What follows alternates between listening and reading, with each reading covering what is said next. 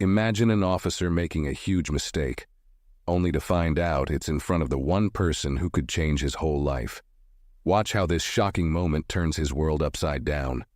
And before we start, let us know in the comments where you're watching from. A police officer pulled over a woman on a quiet street, his expression hard and unyielding. She rolled down her window, calm and collected, and gave him a small, polite smile. She didn't look like someone in trouble, but the officer didn't seem to notice. His eyes moved over her with a hint of suspicion, as though he'd already decided something about her before she even spoke a word. "License and registration," he demanded, not even bothering with a greeting. His voice was curt, dismissive. The woman nodded, unfazed, and handed him her documents without question. She wasn't in a rush, and there was no hint of frustration in her movements. In fact, there was something almost patient in the way she looked up at him, as though she'd been through this sort of thing before and knew how to handle it. But the officer was still unsatisfied. He stared at her, then at her documents, back and forth as if expecting to find something wrong. His jaw tightened. The woman, still calm, began to explain. "I think you may have pulled me over by mistake, officer." Her voice was soft, respectful, but her words didn't go over well. His face darkened and he stepped back, shaking his head as if he'd seen it all before. He didn't let her finish. "I'm the one making the calls here, ma'am," he interrupted sharply, glancing at the street as if daring anyone to challenge him. "Just because you think you know better doesn't mean you're above the law." The woman's smile faded slightly, but her gaze remained steady. This wasn't her first time dealing with authority, and it showed. She gave a small nod, clearly trying to avoid any trouble. "I understand, officer," she replied calmly, not reacting to the rising tension in his voice. "But if you could tell me why I was pulled over, I'd appreciate it." She kept her tone steady, but it was clear she was waiting to be treated fairly. The officer smirked, clearly unimpressed by her calm demeanor. "Sure, you'd appreciate it," he said, his voice dripping with sarcasm. "But people don't get special treatment around here just because they think they're someone important." He glanced down at her license, still squinting as if he were reading it for the first time, even though it had been in his hand for several moments. "You know, I've seen plenty of people like you. Fancy car, polished manners, thinking you can talk your way out of anything." The woman's eyebrows lifted slightly, but she held back any response, letting him continue. She knew better than to escalate the situation. Instead, she kept her hands folded in her lap, her expression calm and composed, showing no sign of the rising discomfort she might have felt. The officer continued his lecture, his tone sharp and condescending. "You think I don't know what's going on? People like you think you can just waltz around ignoring the rules while the rest of us are here to clean up after you." He let out a cold chuckle as though he'd finally found something satisfying in this exchange. "So, I suggest you save whatever excuse you were about to give me, ma'am, because I've heard it all before." The woman took a breath, glancing down for a moment as if carefully considering her words. She could feel his eyes watching her every move, reading her silence as confirmation of his assumptions. Finally, she looked up and met his gaze. "Officer, with all due respect, I understand that you have a job to do," she said, her voice steady but edged with quiet authority. "But if you'd look more closely, you'd see there's nothing unusual here."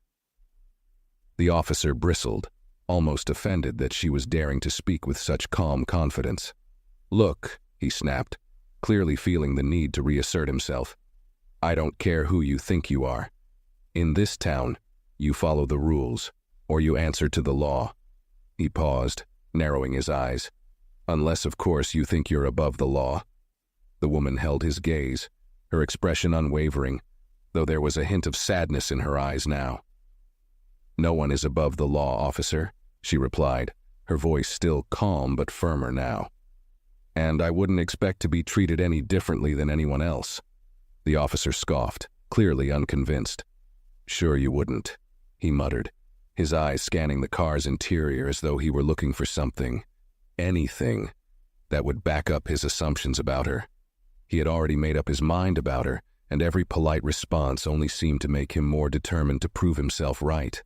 He stepped back from the car, shaking his head slightly. "Sit tight," he ordered. "I'm going to run your information. Let's see what comes up." There was a mocking edge to his words, as though he were fully expecting to find something that would justify his suspicion. The woman nodded, sitting back as he walked to his patrol car, watching him through the rearview mirror. She could feel her patience wearing thin, but she took a deep breath, reminding herself to stay composed. After all, she'd seen her husband handle countless situations with patience and professionalism, and she knew how important it was to set an example, even when others didn't do the same. A few moments later, she noticed the officer's expression change slightly as he looked at his computer screen in the patrol car. He frowned, leaning in closer, as if he couldn't believe what he was seeing. He seemed to be reading her information carefully now, a hint of confusion crossing his face as he double-checked the details. Then, as if something clicked, his eyes widened in alarm. He glanced up from the screen, looking toward her car with a new expression, one that was no longer filled with arrogance but with a creeping sense of realization. The officer stared at the screen, his heart sinking as he read the information in front of him. The woman he'd been questioning wasn't just anyone. She was the wife of the police chief, his superior. He couldn't believe it at first, double-checking the name, her ID, and the records that confirmed her connection to his boss. It felt as if the ground had shifted beneath him. His smug confidence melted away, replaced by a growing sense of dread. For a moment, he simply sat there in his patrol car, frozen, his mind racing through everything he'd just said to her, each comment replaying in his head with a new clarity. He remembered his harsh tone, the disrespect in his words, and the dismissive way he'd looked at her. Now he was painfully aware of just how far out of line he had been. His hands clenched the steering wheel as he tried to figure out how to salvage the situation. Could he smooth this over? Or was he already in too deep? After a few seconds, he took a deep breath and forced himself to walk back to her car, hoping his sudden change in attitude wouldn't be too obvious. As he reached her window, he cleared his throat, trying to compose himself. The smugness was gone from his voice, replaced by a strained politeness. "Ma'am, I appreciate your cooperation. I just had to run a standard check, you understand?" The woman looked up at him, her calm expression unchanged, but there was a hint of something new in her eyes, something he couldn't quite read. She seemed to be watching him closely, as if she were seeing right through his sudden change in tone. "Yes, officer, I understand," she replied simply, her voice still even and polite. But he could feel the weight of her words, as if she was fully aware of the shift in his demeanor and what had caused it. He swallowed, feeling a pang of guilt. "Is there, anything I can help you with?" he asked, his voice softening even further, trying to offer a small olive branch. He was hoping, no, desperately wishing, that this small act of courtesy might somehow smooth over the tension he'd created. She shook her head, her polite smile never fading. "No, thank you, officer. I think I have everything I need. You've already been quite thorough," she added, her tone gentle but firm, making it clear that she hadn't missed any of his earlier behavior. The officer shifted uncomfortably, feeling the sting of her words. Her calm, composed response was far more cutting than any angry outburst would have been. He had expected her to be flustered, intimidated even, but she was anything but. And now, standing there under her steady gaze, he felt the full weight of his actions pressing down on him. The officer stood there, feeling the silence stretch painfully between them. He cleared his throat, hoping to regain some sense of control, but he felt like a schoolboy caught red-handed.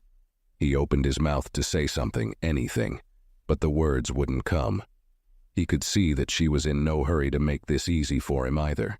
She simply looked at him with that calm, unwavering gaze, her eyes hinting at a quiet strength that unnerved him even more than her connection to the police chief.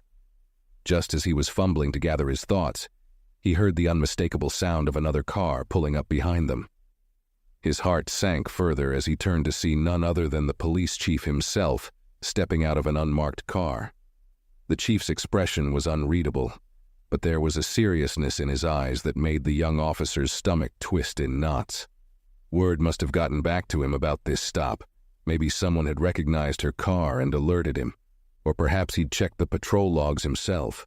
Whatever the case, he was here now, and there was no escaping what was coming. The officer felt himself tense as the chief approached. His jaw clenched as he prepared for the inevitable.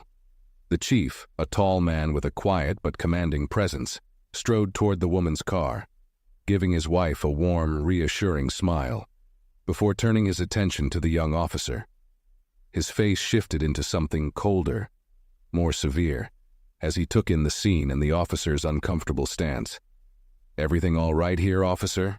the chief asked, his voice calm but carrying an unmistakable authority that made the young officer's insides twist. It was a simple question, but the way he asked it made it clear that he already knew what was going on, and that he wanted to hear it from the officer himself. "Yes, Chief. Everything's fine," the officer stammered, his voice wavering. He knew there was no covering up the situation, and he could feel his cheeks burning under the chief's gaze. He glanced back at the woman who hadn't moved an inch, watching the exchange with that same quiet poise. The officer felt small under her steady gaze, as if she were a mirror reflecting every flaw in his behavior back at him. The chief raised an eyebrow, his eyes narrowing slightly. "I'm not sure it looks that way," he said, his voice steely. He glanced from his wife to the young officer, reading the tension in their faces.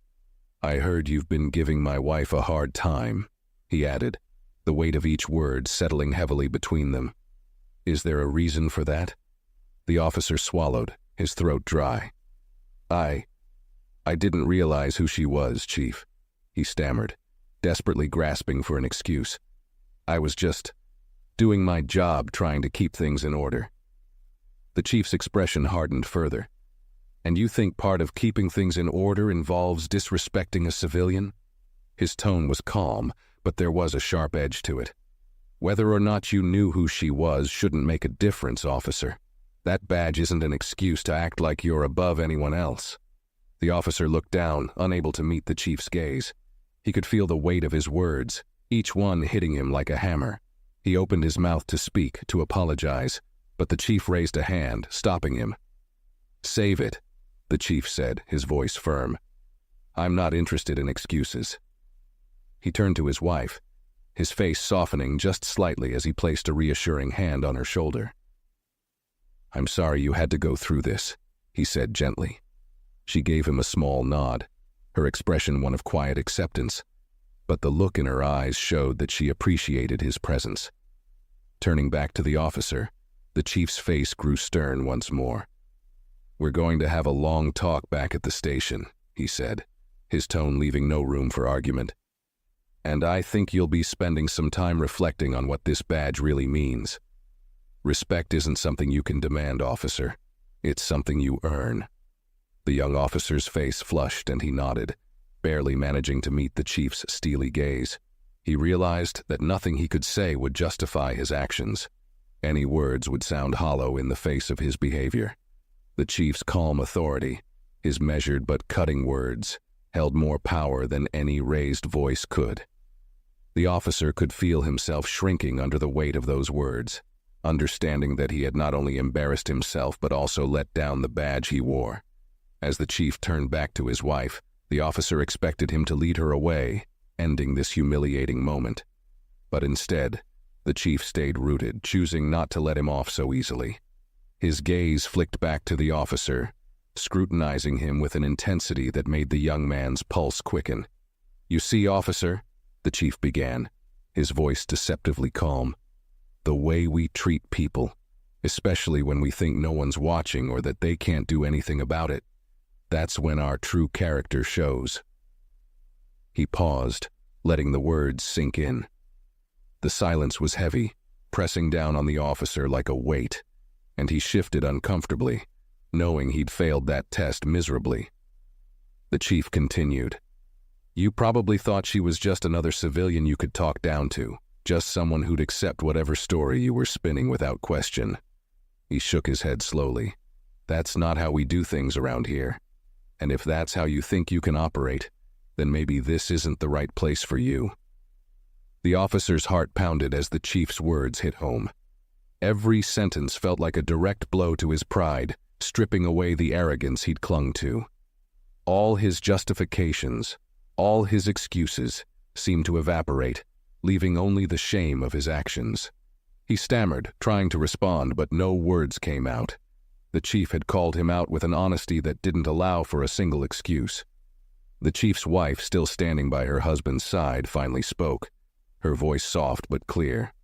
"Officer, I could tell from the start that you'd already made up your mind about me," she said, her words gentle yet piercing. "You didn't see a person. You saw a target, and you treated me like someone who didn't deserve respect." The officer's face burned as he listened to her words. He wished he could disappear, but her voice held him there, forcing him to confront the truth in her calm statement. She wasn't angry. If anything, her tone held a hint of sadness, as if she was disappointed rather than enraged by his behavior. Somehow, that made it worse.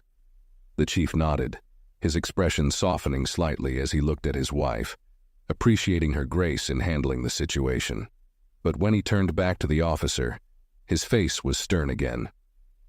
"You're going to be spending some time rethinking your approach to this job," he said, his voice carrying the finality of a judgment. "We're not here to intimidate or to push people around. We're here to serve. And if you can't understand that, then you're going to find out real fast that this line of work isn't for you." The officer swallowed hard, realizing there was no way out of this except to accept the consequences. "Yes, Chief," he managed to say, his voice barely above a whisper. "I understand."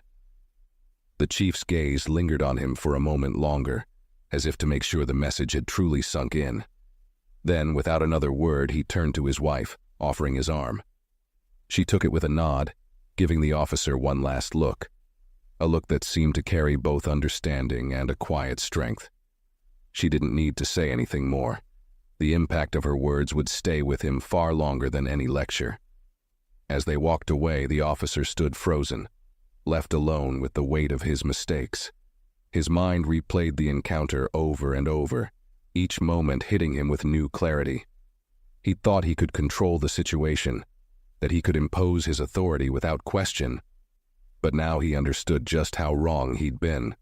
As the chief and his wife walked away, the officer felt a chill settle over him. This wasn't just a routine reprimand, it was a reckoning. He'd always seen himself as someone who could handle authority, someone who understood what it meant to keep order. But today, he'd learned just how little he really knew. The quiet dignity of the chief's wife, her unwavering calm in the face of his hostility, left him feeling stripped bare. He wasn't just embarrassed, he was shaken. He stood there in silence for several moments, hoping the earth would swallow him up. He'd always thought respect came with the badge, that authority granted him an automatic right to command. But today, that illusion was shattered. He understood painfully that respect was something he had to earn, something he had clearly lost today. It didn't matter who she was. What mattered was that he had failed to see her as a person deserving of decency. Now, he could see the consequences of that failure playing out in real time, and he wasn't sure how he'd ever redeem himself in the chief's eyes. A few days later, he was called into the chief's office. He felt his stomach twist as he walked through the station, aware of the curious glances from his fellow officers. Word had spread quickly. Everyone knew about the incident. He hadn't expected to feel so exposed, but the weight of his actions seemed to hang around him, drawing attention and whispers wherever he went. He wanted to disappear, to hide from the eyes of his colleagues, but he knew there was no avoiding this. He reached the chief's office and knocked, hearing the familiar, steady voice call him in. The chief sat at his desk, his face unreadable as he gestured for the officer to sit down. The young man took a seat, his hands clasped tightly in his lap. For a long moment, the chief said nothing, just looking at him with an expression that held both disappointment and a glimmer of something else, perhaps a faint hope that this could be a turning point. "I hope you understand why we're having this conversation," the chief began, his tone measured but firm. "I've had complaints before, but this is the first time I've seen behavior like this directed at someone so close to me." He paused, letting the weight of his words sink in. "But that's not why this matters. It matters because of how you handled yourself, how you used your authority. You treated her poorly because you assumed you could, and because you thought she had no one to speak for her." The officer nodded, feeling the shame settle heavily on his shoulders. "I'm sorry, Chief. I was out of line. I didn't realize." He trailed off, knowing full well that his words couldn't undo what he'd done. The chief raised a hand, silencing him. "What you didn't realize is exactly the problem. You didn't see her as a person. You saw her as someone to control, someone who didn't deserve the same respect you'd give anyone else. That's not the kind of officer I want on my team." The young man felt his chest tighten as he listened, each word driving home the full impact of his actions. He wanted to argue, to explain, to make the chief see that he wasn't always like this, that this was a mistake. But he knew the time for explanations had passed. The chief leaned back in his chair, regarding him thoughtfully. "I'm not going to fire you," he said finally, his tone calm but resolute. "But I am going to make sure you learn from this. You'll be attending mandatory sensitivity training, working community outreach, and shadowing officers who understand what it means to serve with respect." The officer felt a surge of relief, though he knew this wouldn't be an easy path. He could see from the chief's expression that this wasn't a second chance lightly given. He nodded, unable to hide the gratitude in his voice. "Thank you, Chief. I'll do whatever it takes to make this right." The chief studied him for a moment, and for the first time, there was a faint hint of encouragement in his eyes. "Understand this, officer," he said, his voice steady. "This isn't about getting back in my good graces or earning points in the department.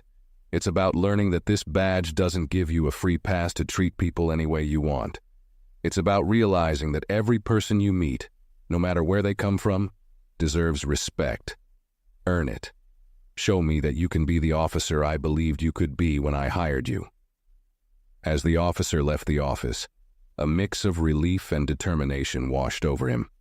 He was grateful for the chance, but he knew the road ahead would be long.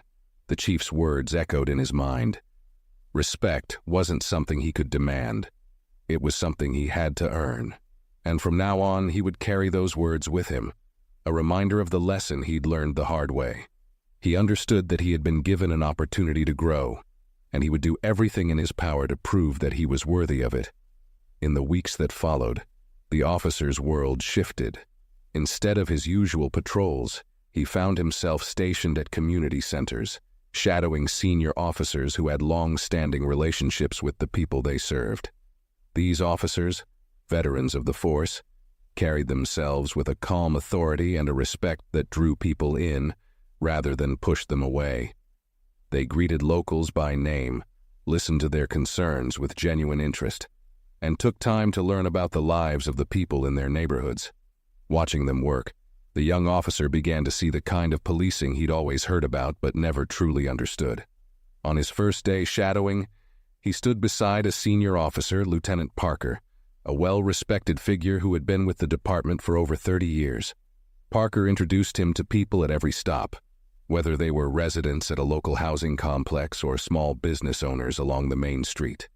Each interaction was a reminder of what it meant to be a true public servant, someone who looked beyond assumptions, beyond appearances, to find the human story underneath. One afternoon, as they were wrapping up a meeting with local community leaders, Parker noticed the young officer's silence. "You're awful quiet today," he observed, his tone light but curious.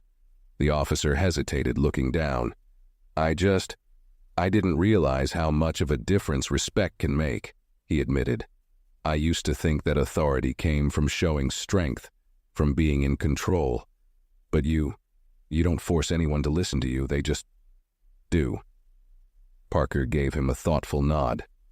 "You know, son, respect is like a mirror," he said, leaning against the squad car. "What you give is what you get. If you go around barking orders and thinking you're better than everyone else, people aren't going to trust you.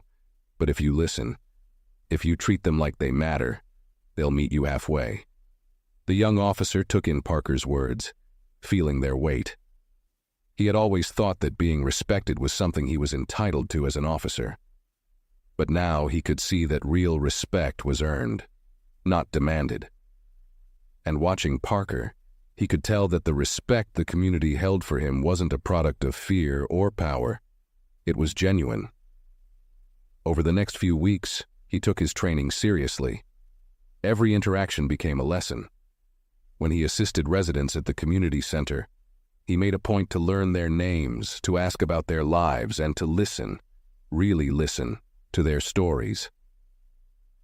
Gradually, he found himself enjoying these conversations, hearing about the daily struggles, hopes, and challenges of the people in his community.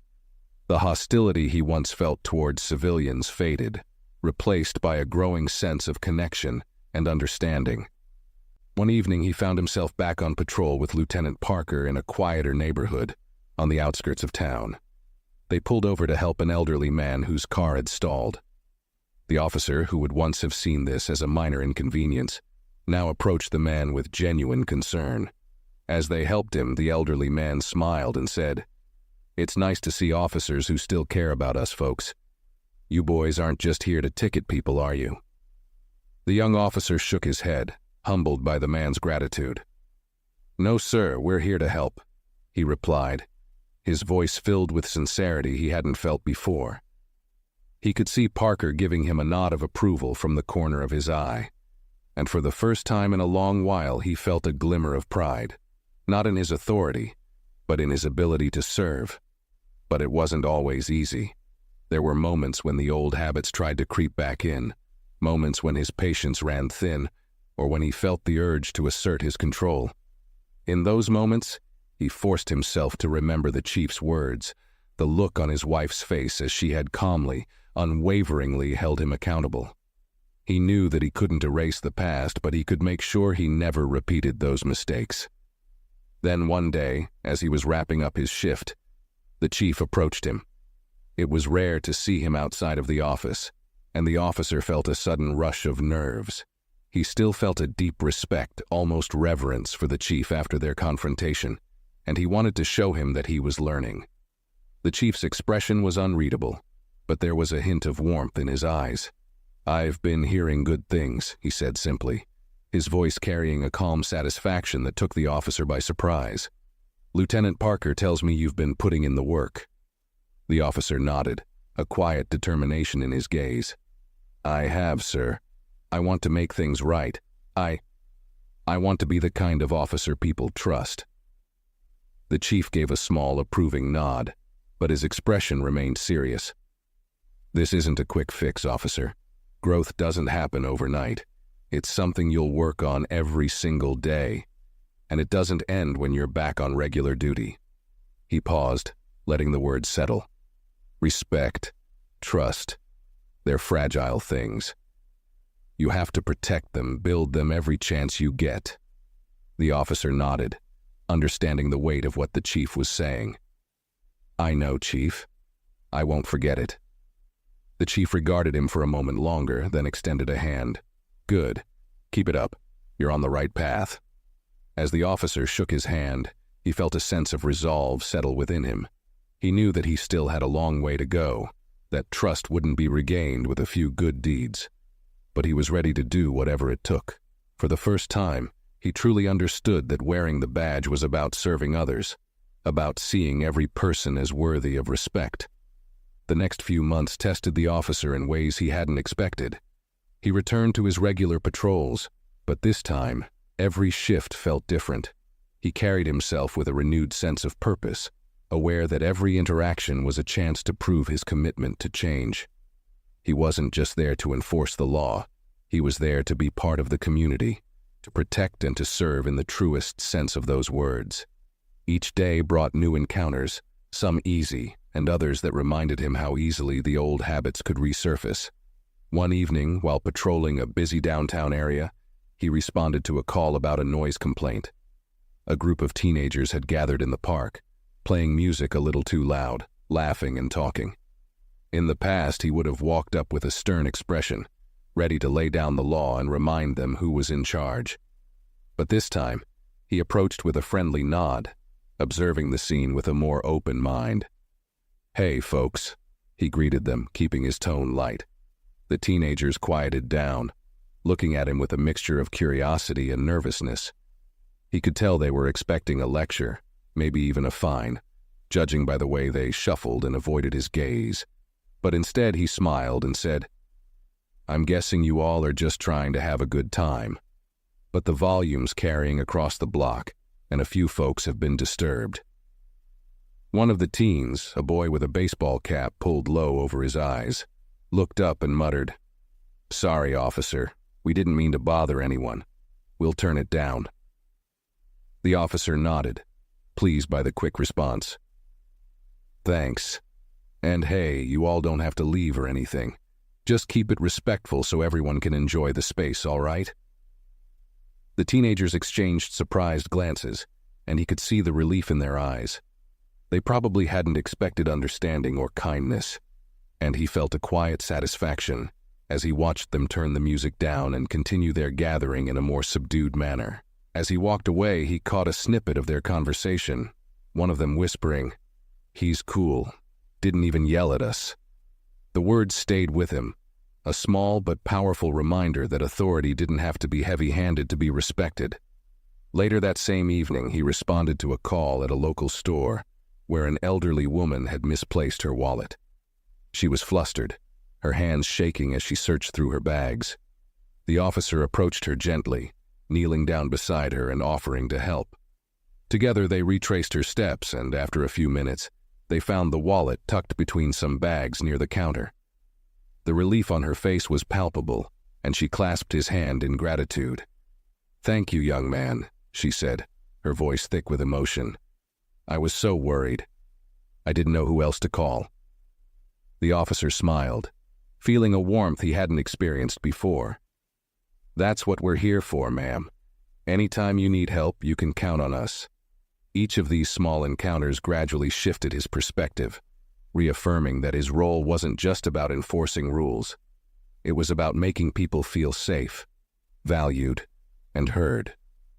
He found himself enjoying these quieter moments, the ones where he could make a real difference in people's lives without a badge or a title getting in the way. But one night, he faced a situation that tested every lesson he'd learned. He was called to a neighborhood dispute, a loud argument that had drawn several neighbors out onto the street. As he arrived, he saw a man yelling at his neighbor, accusing him of throwing trash onto his property. The argument was heated, voices raised, faces flushed with anger. It was the kind of situation that could easily escalate, and the officer could feel the tension in the air. Taking a deep breath, he approached slowly, not as an enforcer, but as a mediator. "All right, gentlemen, let's take a step back," he said, keeping his voice calm. "I'm here to help, not take sides. Let's talk this through." The man who had called it in, visibly frustrated, turned to the officer. "This guy's been dumping his trash in my yard for weeks," he snapped, his voice laced with irritation. The other neighbor, equally agitated, shot back. "That's a lie. I've done nothing of the sort. He's always looking for something to complain about." The officer raised a hand, maintaining a steady voice. "I understand both of you are upset, but let's try to keep it civil. I'm here to help find a solution, not to assign blame." Over the next few minutes, he listened to both men, letting each of them air their grievances without interruption. Gradually, he guided the conversation toward compromise, suggesting they both agree to some boundaries and maybe a meeting with a neighborhood representative. To his surprise, they both agreed, albeit reluctantly, to work things out without further confrontation. As the men walked away, the officer felt a wave of relief.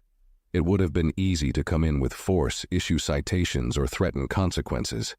But he realized that by listening, by respecting their voices and de-escalating the situation, he had done more than just keep the peace. He had shown them that their concerns were valid, and he had earned their respect in return. When he returned to the station that night, he felt a deep sense of fulfillment. Each day, he was learning how to wear the badge with integrity, how to be an officer people could trust. He had come a long way from that day with the chief's wife, and though he knew he still had a lot to learn, He was finally starting to believe in the power of respect and humility. At the end of his shift, as he sat alone in his car, he thought about all the moments that had brought him here.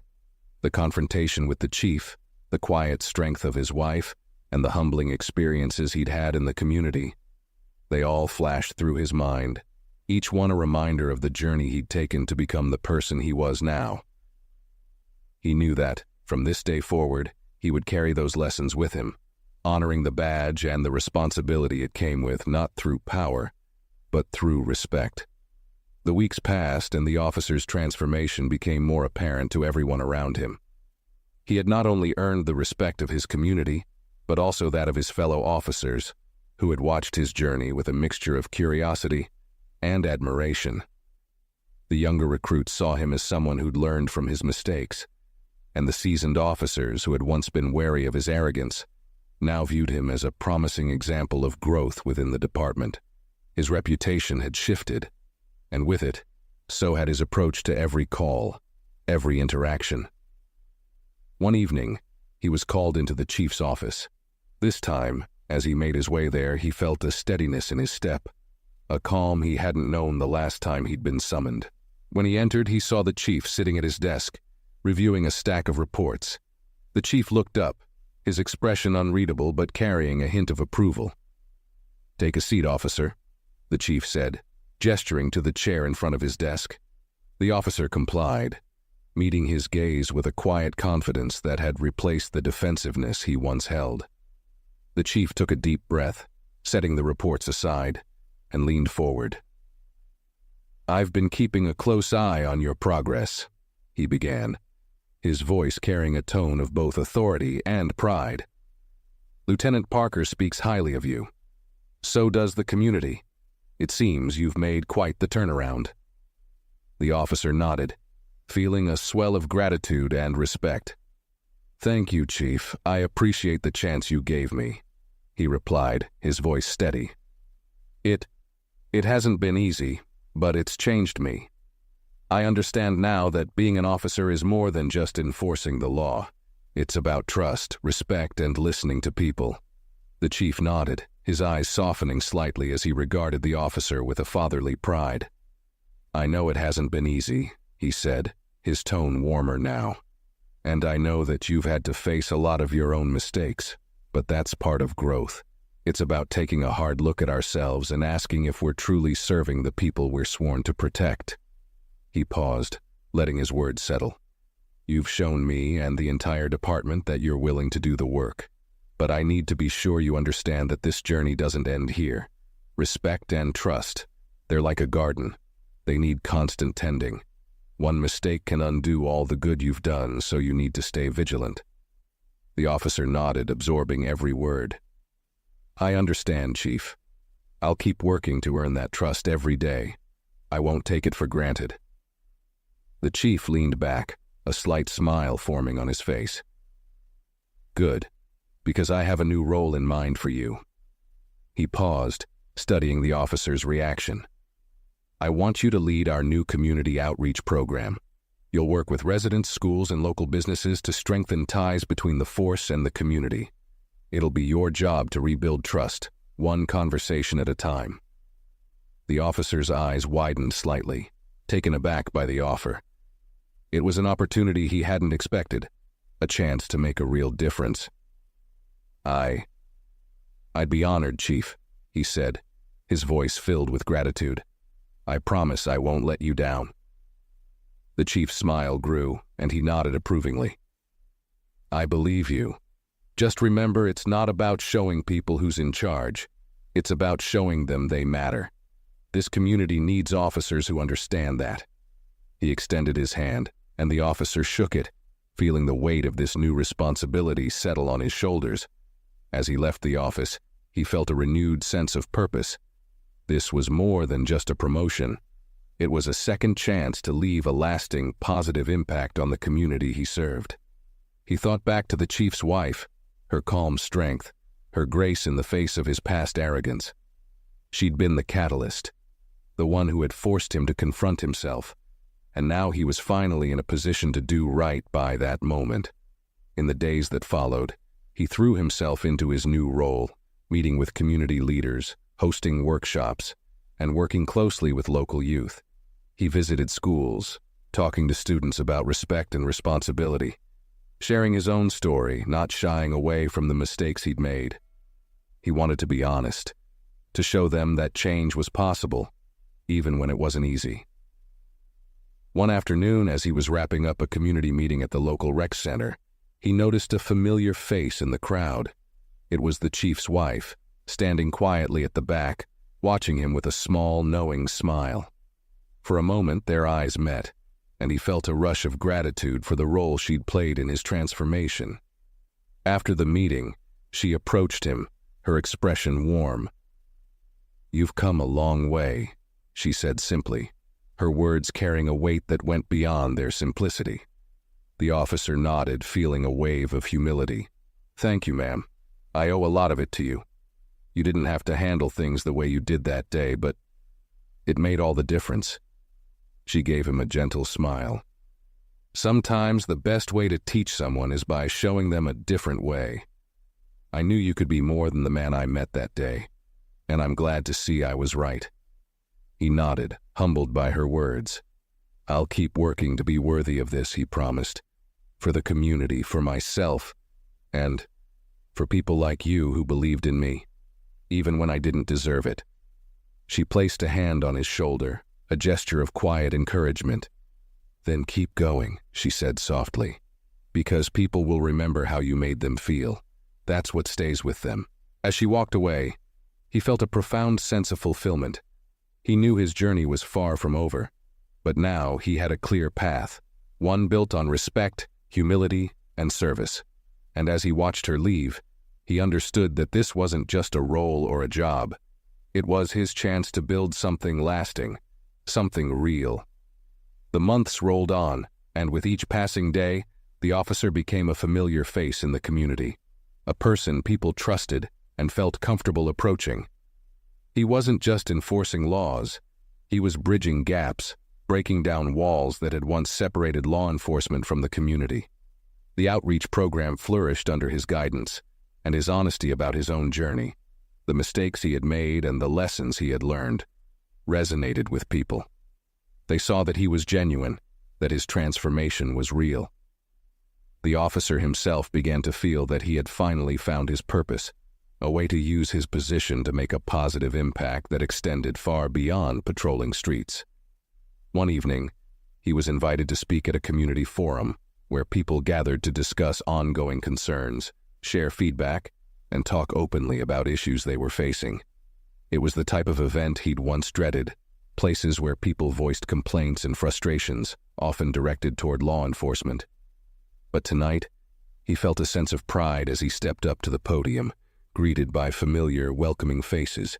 He began by sharing his story, humbly and with honesty. He talked about his past mistakes, about how he had once let his authority go to his head, and how the encounter with the chief's wife had opened his eyes to his own blind spots. "It took me a while to understand that respect isn't something you can demand from people. It's something you earn," he said, his voice calm but earnest. "And I'll spend the rest of my career making sure I earn it from each and every one of you." The audience listened in rapt attention. His words were met with nods, some murmurs of agreement, and even a few smiles. He could see that his honesty was reaching them, and he felt a surge of gratitude. The people here weren't just residents anymore. They were his community, and he was part of them in a way he had never imagined. After his talk, people lined up to shake his hand, to thank him, and to share their own stories. A local teacher expressed her relief at seeing a positive change in the relationship between law enforcement and her students. A small business owner thanked him for supporting their neighborhood, explaining how much safer they felt knowing officers like him were around. It was a moment of connection that felt deeply meaningful, and he found himself thinking back to his first uncomfortable days in the community outreach program. He had come so far since then, and this night felt like a milestone. As the crowd thinned out, he noticed an older man standing quietly near the back, waiting until the last of the people had left. The officer recognized him as the same elderly man he had once helped with a stalled car months ago. The man approached him with a warm smile, his eyes full of quiet understanding. "You did good tonight, officer," he said, his voice gravelly but kind. "I've seen you out there making changes. People respect you now because they know you respect them." The officer felt a swell of gratitude and humility. "Thank you, sir," he replied, genuinely touched. "That means a lot." The older man placed a reassuring hand on his shoulder. "Keep going, son. Don't forget where you started. And don't forget what got you here.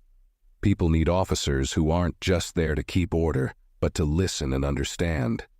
He gave the officer a nod of approval before turning to leave, his words lingering in the air like a quiet benediction. As the officer watched the man walk away, he felt a renewed sense of purpose. He understood now that every day, every small interaction was a chance to reinforce the values he had learned, to deepen the trust he had worked so hard to build. This wasn't just his redemption. It was a responsibility, a commitment he'd carry for as long as he wore the badge. When he returned to the station that night, he found a note waiting for him at his desk. It was from the chief, handwritten in simple, steady script. "Proud of you," it read. "Remember, respect is a journey without an end. Keep earning it day by day." The officer smiled, the weight of the message settling into his heart like a promise. With a steady hand, he folded the note and tucked it into his pocket, carrying it with him as a reminder of his journey. A journey of redemption, humility, and a new kind of strength. As he turned off the lights in the station and stepped outside into the cool night, he felt a deep sense of peace. He was no longer the man who had arrogantly asserted his authority over others. He was someone different now, someone who understood the true meaning of service and respect. In the days that followed, the officer continued to reflect on the chief's handwritten note and the words of encouragement from the community members he'd encountered. Each day reinforced his understanding that trust was a journey, not a destination. His responsibilities with the community outreach program grew, and he found himself meeting more frequently with local leaders, school administrators, and neighborhood groups. Through these meetings, he saw the challenges his community faced more clearly and recognized how valuable open communication was in bridging the gap between the public and the police. One day, he received an invitation to speak at a local high school as part of a series on leadership and community service. Standing before a room of young faces, he felt both excitement and a bit of nervousness. These students, he realized, were watching him closely, looking to see what kind of role model he would be. He decided to be open and honest about his journey, sharing not only his achievements, but also his mistakes. "As some of you might know, I haven't always been the person I am today," he began, meeting their curious gazes. "I used to think that being in a position of authority meant people had to respect me simply because of the uniform I wore. But I learned the hard way that respect isn't something you're given, it's something you earn. And the way you earn it is by treating people with kindness and understanding, no matter who they are." He went on to tell them about the mistakes he'd made, including the humbling encounter with the chief's wife that had changed his perspective.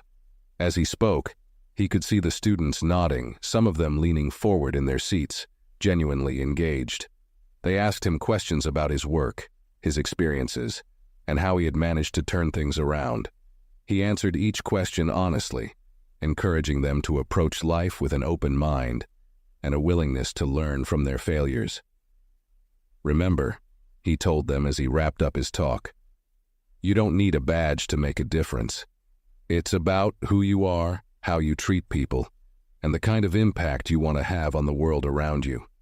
If you can learn that early, you're already on the right path."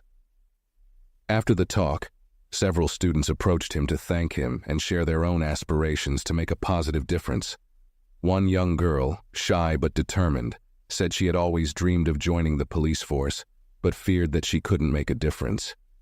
The officer looked her in the eyes, offering her a reassuring smile. "You absolutely can," he told her. "The most important thing you can bring to this job is compassion. If you have that, you can change lives."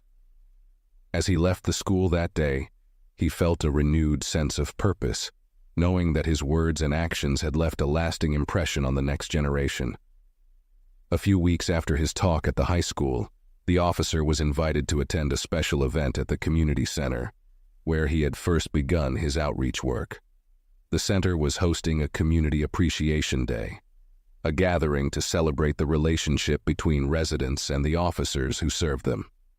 As he arrived, he was surprised to see so many familiar faces, people he had met during his journey of growth. Children ran around playing, local vendors had set up booths, and neighbors greeted each other warmly. It was a scene of unity and joy, a far cry from the tension he had once felt on the streets. As he walked through the event, several community members approached him, shaking his hand and thanking him for his service.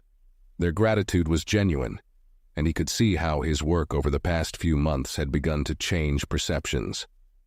One of the organizers, a woman who led a neighborhood watch group, introduced him to other residents, explaining how he had helped foster trust and respect within the community. Her praise made him feel both humbled and proud. These people had given him a second chance, and he had done his best to earn their trust. Then, in the middle of the crowd, he noticed the chief and his wife standing side by side. The chief gave him a nod of approval, and his wife smiled warmly, the same calm, encouraging smile she'd offered him the day they met. They walked over to him, and the chief clapped a hand on his shoulder. "You've come a long way, officer," the chief said, his tone filled with genuine pride. "I've watched you change, not just in the way you handle the badge, but in the way you see people. You're not just an officer anymore, you're part of this community." The officer's heart swelled at the chief's words. "Thank you, Chief. I've learned so much, and I owe a lot of it to both of you," he said, nodding to the chief's wife. "You didn't just show me my mistakes, you showed me how to grow from them." The chief's wife stepped forward, her expression full of kindness. "And look at you now," she said. "You're helping others, inspiring people, showing them what true service looks like. That's something to be proud of." They continued to talk, sharing stories of the changes they had seen in the community. The chief's wife shared how neighbors now felt more comfortable calling on the police, knowing there were officers who genuinely cared. She explained that people respected the officer not for his authority, but for the respect he showed them. As they stood there, surrounded by laughter and music, he felt a profound sense of peace. He had gone from someone who enforced authority to someone who embodied service, and the journey had transformed him in ways he could never have anticipated. He no longer saw the community as an outsider or as someone above them. He was part of it, bound to these people by the trust he had earned and the respect he had given. In that moment, he realized that he'd truly found his purpose. This was more than a job. It was a calling, a way to connect, to help, and to uplift others. He knew that this path of growth, respect, and service would be his legacy. As the event continued, the officer took a quiet moment to step away from the crowd, finding a bench near the edge of the park, where he could watch everyone from a distance. Children were playing games, families were gathered around picnic tables, and the sound of laughter filled the air. He couldn't help but feel an overwhelming sense of pride and gratitude. It struck him just how different this scene was from the first days he had spent in the community, back when people had avoided eye contact with him, viewing him with a mix of fear and distrust. Now he was part of their lives, not as an enforcer, but as someone they knew, someone they could turn to without hesitation. As he sat there, he thought about the journey that had brought him here, remembering the struggles, the humbling experiences, and the moments of realization that had reshaped his understanding of what it meant to wear the badge. He realized that his transformation wasn't just about correcting his past mistakes. It was about finding his place within a larger purpose, one that transcended authority and demanded true compassion. While lost in thought, he heard a voice behind him, soft yet familiar. Turning, he saw the young girl from the high school event, the one who had shared her own dreams of joining the police force. She approached him with a shy smile, her hands nervously clasped in front of her. "Officer," she began, her voice quiet but steady. I just wanted to say thank you.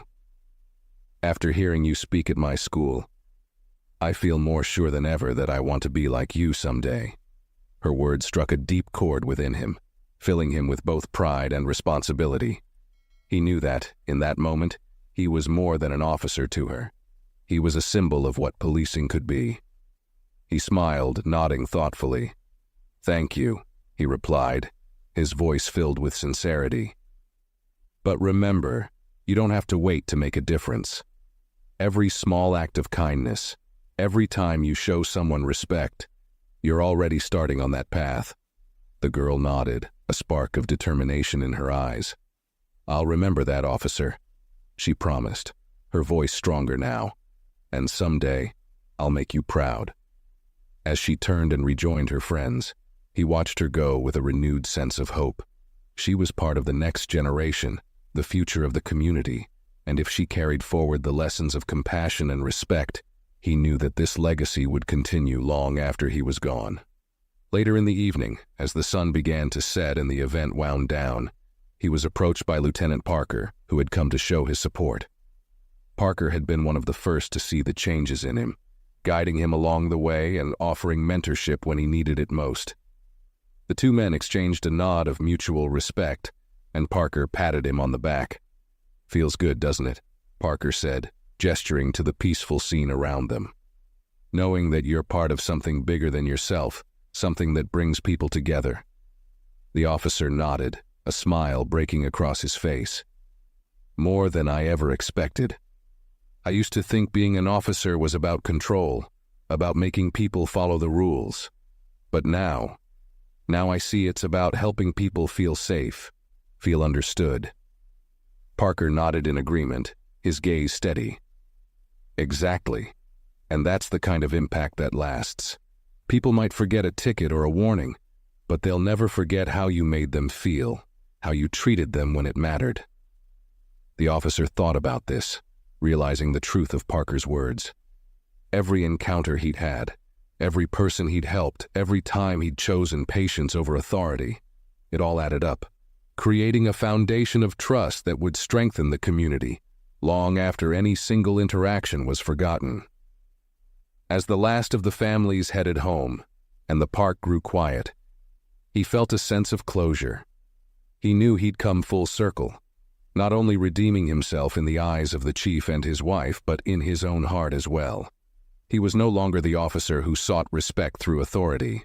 He was a public servant, a protector, and a part of a community that valued him not just for his role, but for his character. The chief approached him one last time that evening, his expression a mix of pride and warmth. "You've done well," he said simply, his words carrying a weight that transcended any formal recognition. "You've become the kind of officer this community can believe in." The officer felt a deep sense of fulfillment, knowing that he had finally earned the respect he had once tried to demand. He shook the chief's hand, nodding with quiet gratitude. "Thank you, Chief. I couldn't have done it without the guidance you and this community gave me." The chief nodded, a small smile breaking through his usually stern demeanor. "You've proven that change is possible, and that's something worth celebrating. Remember, though, this isn't the end of your journey. Keep walking this path, and keep earning the trust you've built." With those words, the chief gave him a final nod and walked away, leaving him alone in the peaceful dusk of the evening. The officer took one last look around, feeling the weight of his journey settle within him like a quiet strength. He understood now that this was only the beginning of a lifetime of service, a commitment to his community and to the values he'd come to hold dear. As he left the park and walked toward his patrol car, he felt lighter, filled with purpose and a profound sense of peace. This was more than a job. It was a calling, one he would honor every single day for as long as he wore the badge. As he drove away from the park that evening, the officer reflected on the journey he'd taken and the profound changes he'd undergone. He remembered the man he'd been, the one who believed that authority alone commanded respect, and compared it to the man he was now, someone who understood that respect was rooted in empathy, humility, and a true commitment to serving others. The quiet streets stretched before him as he patrolled the neighborhood, each familiar landmark holding new meaning. This community was no longer just a place he served. It was a place he belonged. Halfway through his shift, he received a call from dispatch about a minor disturbance in a nearby neighborhood. A few teenagers had reportedly been playing loud music, disturbing some of the residents. He couldn't help but smile, remembering his own youthful encounters and the way he'd initially handled situations like this. Tonight, he knew, would be different. When he arrived, he saw the small group of teens laughing and talking by the street corner, unaware of his approach. He stepped out of the car and walked toward them, his demeanor calm and friendly. One of the teens spotted him, nudged the others, and they fell silent, expecting reprimand. But instead of the stern lecture they anticipated, he greeted them with a nod and a warm smile. "Hey there," he said, keeping his tone light. "I know you all are just having fun, but could you keep it down a little? Some folks nearby have been trying to get some sleep." The teens exchanged surprised glances, clearly not expecting his laid-back approach. One of them, a tall boy with a backward cap, spoke up. "Yeah, no problem, officer. We didn't mean to bother anyone." The officer smiled, nodding. "Thanks, I appreciate it. Enjoy yourselves, but just remember to keep it respectful for everyone, all right?" The teens nodded, visibly relieved, and as he turned to leave, one of them called out, "You're pretty chill for a cop." The group laughed and he waved them off with a grin, feeling a sense of satisfaction. This was the kind of impact he wanted to make. Interactions based on mutual respect, not fear or authority. As he got back into his patrol car, he felt a renewed sense of purpose. He understood now that his badge wasn't just a symbol of authority. It was a tool to connect with people, to be a part of their lives, not apart from them. Each night, each call, each encounter, these were his opportunities to continue proving himself, to reaffirm the respect and trust he had worked so hard to build. By the end of his shift, as the first hints of dawn began to lighten the horizon, he knew that his journey was far from over. But now, he welcomed it, knowing that every challenge, every person he met, and every call he answered would only deepen his commitment to this community. This was his purpose, his calling, and he was ready to honor it day by day, moment by moment. As he drove back to the station, he looked up at the soft glow of the sunrise and smiled. He was at peace, knowing that he had finally found not just respect, but a place in the community he served, and in his own heart. As the officer returned to the station, the early morning sun cast a warm glow across the building, and he felt a quiet sense of completion. He had faced his own flaws, risen above them, and rebuilt himself into someone he could respect, a true servant of the people, a guardian of the community he now considered family. Stepping out of his patrol car, he felt the weight of everything he'd been through, the doubts, the missteps, the moments of reckoning, and realized it had all been worth it. Each challenge had brought him to this place, to this sense of belonging and purpose that went far beyond the uniform. Inside, a few of his colleagues were gathered in the break room, finishing up their shifts. They greeted him warmly with nods and smiles that felt more genuine than ever. He could sense the respect in their eyes, the recognition of his journey. For a moment, he simply stood there, letting himself appreciate the acceptance he'd earned, not through authority, but through humility and growth. Lieutenant Parker entered, giving him a knowing nod, a small but profound gesture of approval. The officer knew he had not only proven himself to the community, but to the department as well. As he sat at his desk to complete his shift report, his thoughts drifted to the community he had served that night, the teenagers he'd spoken to with patience, the familiar streets he had patrolled with a sense of pride and responsibility. Each interaction had added another layer to the trust he was building, another reminder of the kind of officer he had worked hard to become. And in each of these small moments, he felt the presence of those who had guided him along the way. The chief, Parker, and especially the chief's wife, who had unknowingly set him on this path to self-discovery. Just then, he saw the chief walk by, and to his surprise, the chief stopped and turned back, making his way over to the officer's desk. The chief looked at him for a moment, as if assessing something, then gave a small smile and gestured toward an empty office down the hall. "Walk with me," he said, his tone inviting but serious. They made their way to the office, and the chief closed the door behind them. For a moment, he simply looked at the officer, his expression carrying a mix of pride and contemplation.